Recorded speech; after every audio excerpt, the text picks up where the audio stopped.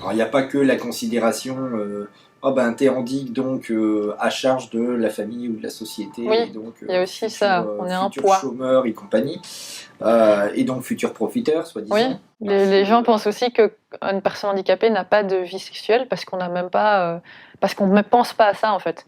Ils pensent que on a déjà tellement de problèmes et de choses à faire avec notre handicap qu'on ne va pas en plus se compliquer la vie avec des relations amoureuses et sexuelles, quoi. Alors que non, c'est comme n'importe qui.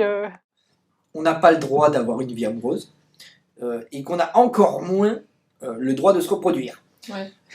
Ça, c'est le genre de choses où, voilà, et c'est vrai que est né de ce constat un site dont on nous a parlé depuis quelques mois maintenant, qui s'appelle Andy Love, qui réunit effectivement valides et handicapés sur la toile pour qu'ils puissent se rencontrer. Donc ça montre aussi qu'il y a quand même un effort de fait là-dessus, mais que effectivement on est des gens comme tout le monde. C'est juste une différence comme une autre, quoi. Voilà. Enfin, moi, j'aimerais pas passer par ce genre de site. Je préfère, si jamais je m'inscris sur un site de rencontre, je préférerais utiliser un site classique, on va dire. Enfin, parce que voilà, le handicap, c'est une de mes caractéristiques, comme ma couleur de cheveux ou mes lunettes.